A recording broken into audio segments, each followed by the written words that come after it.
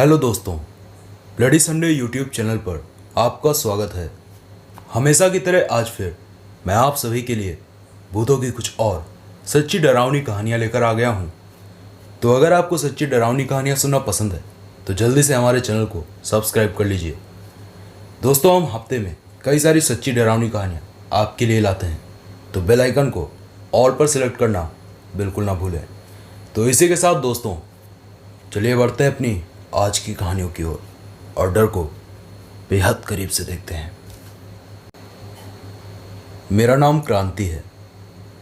मैं जो बात आपको बताने जा रहा हूँ ये मेरे साथ घटी बिल्कुल सच्ची घटना है। ये बात आज से तकरीबन 3 साल पहले की है, जब किसी काम से मुझे शहर जाना था। वैसे मैं आपको बताना ही भूल गया कि मैं गांव में रहता हूँ और मेरे पिताजी पेशे से एक किसान हैं, तो मैं भी खेती में उनका हाथ बटाता हूँ। खैर, उस दिन मुझे किसी ज़रूरी काम से शहर जाना था और मैं शहर तक का सफ़र बस से करना चाहता था, मगर मेरे पापा ने कहा कि ट्रेन से चला जा, तो मुझे ट्रेन से जाना पड़ा। तकरीबन रात के 8:30 बजे स्टेशन पर ट्रेन आ गई। ट्रेन के आते ही मैं जल्दी से ट्रेन में चढ़ा और अपनी बर्थ पर जाकर बैठ गया, और बैठने के साथ ही बाकी के सभी पैसेंजर्स भी अपनी अपनी बर्थ पर आकर बैठे, मगर मेरे सामने वाली सीट अभी भी खाली थी। मैं मन ही मन ये सोच रहा था कि आखिर कौन इधर बैठेगा। मैं भगवान से रिक्वेस्ट कर रहा था कि कोई खूबसूरत सी लड़की आ जाए और वो मेरे सामने वाली बर्थ पर आकर बैठे। मैं अभी ये सब सोच ही रहा था कि तभी मैंने देखा एक औरत आई और आकर मेरे सामने वाली बर्थ पर बैठ गई। उस औरत को देखकर मैं 2 पल के लिए उसे देखता ही रहा, क्योंकि वो औरत दिखने में तो बेहद ही खूबसूरत थी, मगर इसी के साथ वो काफ़ी अजीब थी। मेरा मतलब, उसने सफ़ेद रंग की साड़ी पहन रखी थी और उसके बाल खुले हुए थे।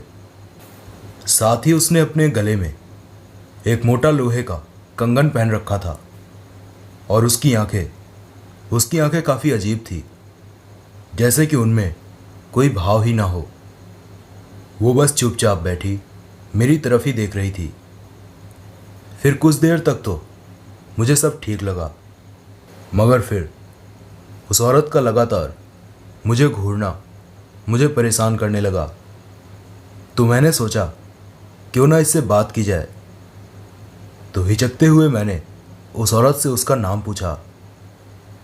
मेरे पूछने पर पहले तो वो शांत रही, तो मैंने भी सोचा शायद ये बात नहीं करना चाहती, लेकिन अगले ही पल वो औरत धीमी मगर भारी आवाज़ में बोली, अनामिका।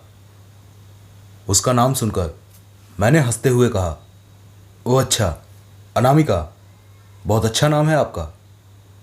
मुझे लगा था मेरी बात सुनकर वो खुश होगी, मगर उसने कोई रिएक्ट ही नहीं किया। वो उठी और वहाँ से चली गई। मैंने सोचा शायद वॉशरूम गई होगी, तो मैं भी चुपचाप इधर उधर देखने लगा। तो मैंने देखा बोगी में बैठे बाकी पैसेंजर्स मुझे ही देख रहे थे, और वो काफ़ी अजीब ढंग से, जैसे कि वो मुझे पागल समझ रहे हों। खैर, मैंने उन पर ज़्यादा ध्यान नहीं दिया और चुपचाप अपना फ़ोन चलाने लगा। फ़ोन चलाते हुए मुझे तकरीबन 1.5 घंटे बीत गए, और तब मेरा ध्यान मेरे सामने वाली बर्थ पर गया। तो मैं ये देखकर हैरान हो गया कि अभी तक वो औरत अपनी बर्थ पर वापस नहीं लौटी थी। मैंने परेशान होकर दूसरी बर्थ पर बैठे पैसेंजर से कहा कि वो औरत जो यहाँ पर बैठी थी वो अभी तक वापस नहीं लौटी। मेरी बात सुनकर वो आदमी पहले तो मुझे देखता ही रहा, और फिर वो बोला कि क्या बात कर रहे हो यार, कौन सी औरत? मैंने तो यहाँ पर किसी औरत को नहीं देखा। तो मैंने उससे कहा कि नहीं भाई, अभी कुछ घंटे पहले तक तो वो औरत यहीं पर थी और मेरी उससे बात भी हुई थी। आपने ज़रूर उसे देखा होगा। उसने सफ़ेद रंग की साड़ी पहन रखी थी और उसके गले में एक मोटा सा लोहे का कंगन डला हुआ था। मेरी बातें सुनकर वो आदमी गुस्से से बोला, देख भाई, मैंने इधर किसी औरत को नहीं देखा और मुझे अच्छे से याद है कि स्टेशन से ही ये बर्थ खाली पड़ा है, इसीलिए अभी दोबारा मुझे परेशान मत करना। ये बोलकर वो आदमी लेट गया और सोने लगा। मैंने पहले तो सोचा कि बोगी में जाकर उस औरत को ढूंढूं, मगर फिर मैं नहीं गया और रात काफ़ी हो चुकी थी, तो मैं भी चुपचाप अपनी बर्थ पर लेट गया और सोने लगा। फिर आधी रात तकरीबन 2:30-3 बजे के आसपास मेरी नींद खुल गई। आंखें मीचते हुए मैंने सामने वाली बर्थ की तरफ देखा तो देखा कि वो औरत ठीक उसी तरह बैठी मेरी तरफ देख रही थी, मगर इस बार कुछ अलग था। इस बार उस औरत के चेहरे पर हंसी थी, एक शैतानी हंसी, और उसकी गर्दन एक तरफ को झुकी हुई थी। रात के अंधेरे में वो इतनी भयानक लग रही थी कि पहली नज़र में उसे देखकर कुछ पल के लिए तो मेरी सांसें थम सी गई थी। लेकिन फिर खुद को संभालते हुए मैं उठा और बैठने के साथ उस औरत से बोला, उस वक्त आप कहाँ चली गई थी? मैं इतना बोल ही रहा था कि तभी मैं एकदम शांत हो गया, क्योंकि मैंने जो देखा वो देखकर मेरे रोंगटे खड़े हो गए। मैंने देखा उस औरत की साड़ी खून से लथपथ थी, मानो अभी अभी वो औरत खून से नहाकर आई थी। मैं अभी ये सब देख ही रहा था कि तभी वो औरत जोर जोर से शैतानी हंसी हंसने लगी और इसी के साथ उसका चेहरा बेहद ही भयानक हो गया और उसकी आंखें सफ़ेद हो गई, बिल्कुल किसी सफ़ेद खोपड़ी की तरह, और उसका चेहरा जला हुआ था। ऐसा लग रहा था मानो अधजली लाश मेरे सामने बैठी थी। वो खौफनाक दृश्य देखकर मेरे रोंगटे खड़े हो गए और कपकपाते हुए मैंने दूसरी बर्थ पर सो रहे उस आदमी को आवाज़ दी, मगर वो मेरी बात सुन भी नहीं रहा था, मानो उसे मेरी आवाज़ सुनाई ही ना दे रही हो। बुरी बोगी में उस औरत की शैतानी हंसी गूंज रही थी। मैं जैसे तैसे उठा और सो रहे बाकी पैसेंजर्स को जोर जोर से हिलाने लगा और उन्हें जगाने लगा, मगर ऐसा लग रहा था मानो सब घोड़े बेचकर सो रहे हों। उन्हें जगाते हुए ही मैंने ध्यान दिया, वो सभी लोग सांस भी नहीं ले रहे थे। ऐसा लग रहा था मानो उनके शरीर में जान ही ना हो। अब मैं समझ चुका था कि अब मेरी मौत भी तय है। सच बताऊं तो उस वक्त तक मैं ज़ोर ज़ोर से रोने लगा और उस औरत के सामने हाथ जोड़ने लगा और कहने लगा कि मुझे छोड़ दो, मैंने तुम्हारा क्या बिगाड़ा है। मैं ये सब बोल ही रहा था कि तभी वो औरत ज़ोर ज़ोर से गुर्राने लगी और अगले ही पल वो मेरे सामने आ गई। अब डर और खौफ से मेरा बुरा हाल था। ऐसा लग रहा था मानो किसी भी पल जान निकलने वाली है कि तभी एक झटके से उस औरत ने मेरी गर्दन पकड़ ली और फिर वो मुझे घसीटते हुए बोगी के गेट के पास ले जाने लगी। वो देखकर मैं ज़ोर ज़ोर से चीखें मारने लगा, मगर मेरी चीखों का ना तो उस चुड़ैल पर कोई असर था और ना ही ट्रेन पर सो रहे बाकी पैसेंजर्स पर। बोगी के गेट के पास ले जाकर उसने मुझे गेट के बाहर ऊपर हवा में टांग दिया और ज़ोर ज़ोर से शैतानी हंसी हंसने लगी। वो देखकर मेरे पसीने छूट गए और मैं पसीने से लथपथ हो गया। मैं ये तो पहले ही समझ चुका था कि ये औरत कोई इंसान नहीं है, बल्कि कोई बुरी आत्मा है, मगर अब मेरी मौत मेरे सर पर मंडरा रही थी और फिर तभी मेरी आंखों के सामने अंधेरा छाने लगा और मैं बेहोश हो गया। फिर जब मुझे होश आया तब मैंने देखा कि मैं बोगी के गेट के पास बेसुध पड़ा था। मेरे आसपास बाकी के पैसेंजर्स खड़े थे जो बार बार पूछ रहे थे कि तेरे साथ क्या हुआ है और तू बेहोश कैसे हो गया। सभी के पूछने पर मैंने उन्हें सारी बात बताई। मेरी बातें सुनकर सभी हंसने लगे और कहने लगे कि मेरा दिमाग खराब है और मुझे इलाज की ज़रूरत है। सबकी बातें सुनकर मैं किसी से कुछ नहीं बोला और चुपचाप अपनी बर्थ पर जाकर बैठ गया। सुबह के तकरीबन 5:30 बज चुके थे और मेरा स्टेशन भी आ गया। स्टेशन पर उतरने के साथ ही मैंने कसम खा ली कि फिर कभी मैं ट्रेन से सफ़र नहीं करूँगा और शहर से लौटते हुए मैंने बस से सफ़र किया। खैर, कोई मेरी बातों पर यकीन करे या ना करे, पर मेरे साथ जो हुआ उसे मैं ही समझ सकता हूँ और ये भी मानता हूँ कि जब इंसान के साथ ऐसे हादसे होते हैं तभी वो इन पर यकीन करता है। खैर, गांव पहुंचते ही मैं एक पहुंचे हुए बाबा से मिला। उन्हें सारी बात बताने के बाद उनसे मुझे पता चला कि मेरे साथ ये जो कुछ भी हुआ वो छलावा था और इसमें मेरी किस्मत अच्छी थी, वरना ये छलावे लोगों की जान भी ले लेते हैं। तो दोस्तों, ये थी मेरे साथ घटी बिल्कुल सच्ची घटना। मेरा नाम कुणाल है। मैं आपको जो कहानी बताने जा रहा हूँ ये मेरे चाचा के साथ घटी बिल्कुल सच्ची घटना है। वैसे मैं शहर में रहता हूँ अपने पापा मम्मी के साथ, मगर हमारा घर गांव में भी है और गांव में हमारे चाचा रहते हैं। हमारा गांव एक जंगल के किनारे बसा हुआ है। ये जो बात मैं आपको बता रहा हूँ ये 2012 दिसंबर की बात है, जब हर रोज़ की तरह मेरे चाचा जानवरों को चराने के लिए जंगल ले जा रहे थे। वैसे जंगलों में जंगली जानवरों का खतरा तो बना ही रहता है, मगर जहाँ पर हमारा गांव बसा हुआ है उससे कुछ दूर तक फैले जंगल में इंसानी बस्ती होने की वजह से जंगली जानवर दिन के वक्त लगभग नहीं आते हैं, तो खतरा कम रहता है।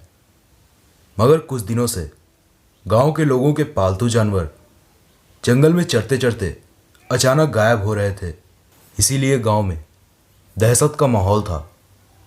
ज़्यादातर लोगों ने तो अपने जानवरों को जंगल में ले जाना भी बंद कर दिया था, मगर मेरे चाचा बहुत ही साहसी व्यक्ति थे, तो उन्होंने घर वालों के मना करने के बावजूद जानवरों को जंगल में चराने लेकर गए। जंगल में पहुंचकर मेरे चाचा ने देखा कि आज वो अकेले ही हैं जो जानवरों को चराने के लिए जंगल में लाए हैं, क्योंकि उन्हें कोई दूसरा चरवाहा जंगल में दूर दूर तक दिखाई नहीं दे रहा था। खैर, फिर कुछ देर तक तो चाचा जी जानवरों को चराते हुए इधर उधर जंगल में टहलते रहे, मगर फिर आराम करने के लिए एक पेड़ के नीचे लेट गए और फिर कब उनकी आंख लग गई उन्हें पता ही नहीं चला। फिर कुछ देर बाद उनके जानवरों के चिल्लाने से उनकी आंख खुल गई, तो चाचा ने देखा कि उनके जानवरों पर एक अजीब से जीव ने हमला कर दिया और देखते ही देखते एक जानवर को चीर फाड़ डाला और फिर वो उसके मांस के लोथड़ों को चबा चबा कर खाने लगा। वो खौफनाक मंजर देखकर मेरे चाचा के रोंगटे खड़े हो गए और वो सक पकाकर उठे और उसी पेड़ के पीछे छिप गए। चाचा बताते हैं कि वो जीव बेहद ही अजीब था, जो कि दिखने में तो इंसानों जैसा था, मगर उसका सर भेड़िए का था और वो 2 पैरों पर चल रहा था और उसके पंजे काफ़ी बड़े बड़े थे और उन्हीं पंजों में दबोचकर वो भयानक जीव एक एक करके हमारे सारे जानवरों को मौत के घाट उतार रहा था। पेड़ के पीछे छिपे मेरे चाचा चुपचाप वो सब देखते रहे। फिर जैसे तैसे हिम्मत करके चाचा वहाँ से गांव की तरफ भागे और गांव पहुंचकर गांव के लोगों को सारी बात बताई। मेरे चाचा की बातें सुनकर बाकी गांव वाले सत्ते में आ गए और फिर कुछ हथियार, कुदाल, हंसिया लेकर गांव वाले एक साथ जंगल की तरफ भागे। मगर जब वहां पहुंचे तो सभी के होश उड़ गए, क्योंकि वहां पर वो जीव तो उन्हें नहीं दिखा, मगर मेरे चाचा के जानवरों की अधखाई लाशें बड़ी बुरी हालत में गांव वालों को जंगल में इधर उधर बिखरी पड़ी मिली। उस जीव ने बड़ी बेरहमी से सारे जानवरों को मौत के घाट उतार दिया था। उस जीव ने उन जानवरों को इतनी बेरहमी से मारा था कि वो सब देखकर गांव वालों के पसीने छूट गए और सभी वापस गांव की तरफ भागे। और फिर उसी रात जब मेरी चाचा से फ़ोन पर बात हुई तो मैंने फ़ौरन उन्हें शहर आ जाने को बोला। फिर अगले ही दिन चाचा गांव छोड़कर शहर में मेरे साथ रहने लगे। तो दोस्तों, ये थी मेरे चाचा के साथ घटी बिल्कुल सच्ची घटना। मेरा नाम दुर्गेश है। ये मेरे साथ घटी बिल्कुल सच्ची घटना है। ये बात आज से तकरीबन 2.5 साल पहले की है। जब एक रात जब मैं अपने घर पर सो रहा था, तभी अचानक दरवाजे पर किसी ने दस्तक दी, जिस वजह से मेरी नींद टूटी। तो मैंने घड़ी में टाइम देखा तो रात के तकरीबन 3:30 बज रहे थे। मेरी नींद खुलने के साथ ही दरवाजे पर हो रही दस्तक थम गई थी। तो मुझे लगा शायद हवा से दरवाज़ा आवाज़ कर रहा होगा। ये सोचकर मैं दोबारा लेट गया और सोने की कोशिश करने लगा कि तभी फिर से दरवाजे पर दस्तक होने लगी और इस बार कोई दरवाजे को काफ़ी तेज़ी से पीटे जा रहा था। मैं घर पर अकेला था और मेरे मम्मी पापा किसी पार्टी में गए थे, ये बोलकर कि वो अगले दिन आने वाले हैं। इसीलिए घर पर अकेले में वैसे ही डर लग रहा था और अब इतनी रात दरवाजे पर हो रही दस्तक ने सांसें तेज कर दी थी। मैं ये सोच सकता था कि शायद पापा और मम्मी होंगे, मगर वो होते तो एक बार कॉल करके बोलते। मेरे दिमाग में कई सारे अजीबोगरीब ख्यालों ने जगह बना ली थी और फिर मैं उठा और कमरे से बाहर निकलकर दरवाजे के पास पहुंचा। दरवाजे के दूसरी ओर से कोई लगातार दस्तक दे रहा था। मैंने पीप होल से देखा तो मैंने जो देखा वो देखकर मैं एक झटके से दरवाजे से 2 कदम पीछे हट गया। पीप होल में मैंने देखा दरवाजे की दूसरी ओर कोई भी नहीं था, मगर लगातार दस्तक आए जा रही थी। मैंने एक बार फिर पीप होल से बाहर देखा तो मुझे एक औरत दिखी जिसने काले रंग की साड़ी पहनी हुई थी। उसका चेहरा तो मुझे नहीं दिख पा रहा था, पर उसके लंबे खुले बालों को देखकर मैंने अंदाज़ा लगा लिया कि ये कोई औरत ही है। और फिर बिना कुछ सोचे समझे मैंने दरवाज़ा खोल दिया। दरवाज़ा खोलते ही मैंने देखा मेरे सामने खड़ी औरत बेहद ही खूबसूरत थी, मगर एक चीज़ थी जो मुझे परेशान कर रही थी। मुझे उस औरत के आसपास से बेहद ही अजीब गंध आ रही थी, जिसे वास्तव में मैं शब्दों में बयान नहीं कर सकता।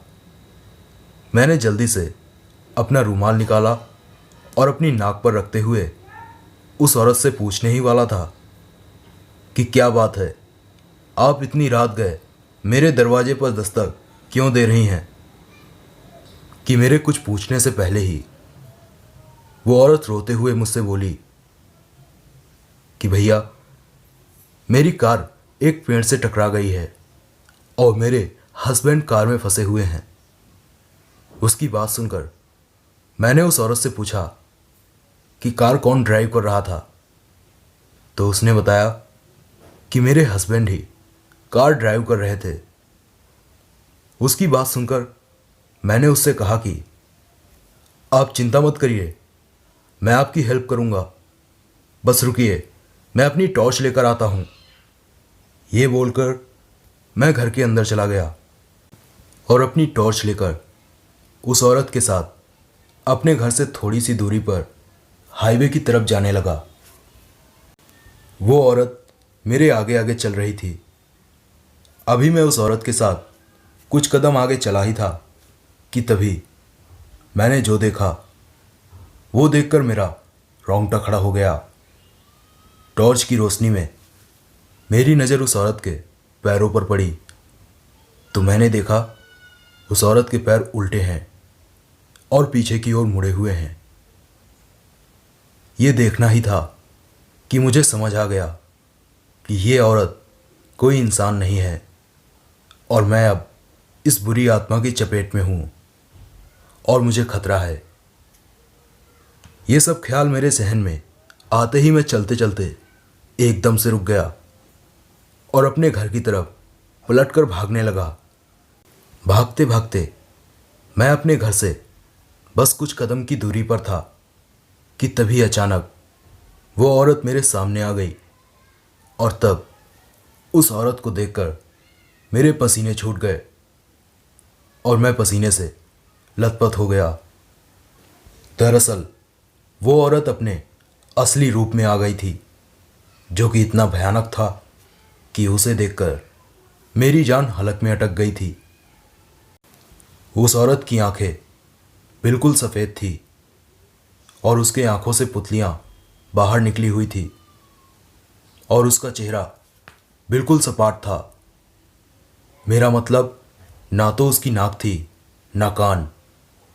वो खौफनाक मंजर देखकर मेरा शरीर कपकपाने लगा कि तभी उस डायन ने मेरी गर्दन पकड़ ली और गुस्से से उसकी आंखें अचानक लाल सुर्ख हो गई और तभी उस डायन ने एक हाथ से मुझे ऊपर हवा में टांग दिया और मुझे उठाकर जमीन पर पटक दिया। नीचे गिरते ही मेरी बाई कोहनी पर काफ़ी चोट आई और सच बताऊं तो खौफ और दर्द के मारे मैं ज़ोर ज़ोर से रोने बिलखने लगा था और उस डायन के सामने अपनी जान की भीख मांगने लगा। मगर उस डायन ने बड़ी बेरहमी से मेरी गर्दन पर अपने बड़े और नुकीले नाखून घुसा दिए और बीच रास्ते पर वो डायन मेरे मांस को अपने नाखूनों से उधेड़ उधेड़ कर खाने लगी। दर्द और खौफ से मैं जोर जोर से चीखें मारने लगा जिस पर वो डायन मुझे घसीटते हुए अपने साथ ले जाने लगी और फिर तभी एक आखिरी मर्तबा मैंने पूरी जान लगाकर जोर की चीख मारी जिस पर आसपास के घरों के लोग जाग गए और क्या चक्कर है ये जानने के लिए अपने अपने घरों से बाहर आ गए। और फिर तभी उन लोगों को देखकर वो डायन अचानक गायब हो गई और मैं बीच रास्ते पर खून से लथपथ पड़ा उन लोगों को आवाज़ देकर बुलाने लगा। मगर इससे पहले कि वो लोग मेरे पास आते मेरी आंखों के सामने अंधेरा छाने लगा और फिर क्या हुआ मुझे कुछ याद नहीं है। मैं बेहोश हो चुका था। फिर जब मुझे होश आया तो मैं हॉस्पिटल में था। पापा मम्मी मेरे पास ही बैठे थे। फिर मेरे पापा ने बताया कि जब पड़ोसियों को तुम बीच रास्ते पर बेहोश पड़े मिले तो उन्होंने तुम्हें हॉस्पिटल पहुंचाया और हमारे पड़ोसी गुप्ता जी ने मुझे कॉल करके सारी बात बताई कि तुम सबको बीच रास्ते पर खून से लपटत और बेहोश पड़े मिले हो। सारी बात सुनकर फौरन हम दोनों भी हॉस्पिटल के लिए निकले थे। फिर पापा के पूछने पर मैंने उन्हें सारी बात बताई। सारी बात सुनकर माँ पापा भी काफ़ी घबरा गए। फिर मम्मी के बोलने पर हम सब उस घर से शिफ्ट कर गए। अब मुझे पता नहीं कि वो डायन उस दिन मेरी जान के पीछे क्यों पड़ी थी, मगर जो भी हो मेरे लिए ये अच्छी बात है कि आज मैं ज़िंदा हूँ और ब्लडी संडे चैनल से जय भाई की मदद से आप सभी के साथ अपनी आप बीती साझा कर पा रहा हूँ। तो दोस्तों, ये थी मेरे साथ घटी बिल्कुल सच्ची घटना। तो हेलो दोस्तों, कैसी लगी आपको आज की कहानियाँ? हमें नीचे कमेंट करके ज़रूर बताना है, क्योंकि मैं आप सभी को पहले भी बता चुका हूँ कि मुझे आप सभी की कमेंट्स का बेसब्री से इंतज़ार रहता है। तो चलिए दोस्तों, मिलता हूँ आपसे कुछ और सच्ची डरावनी कहानियों के साथ।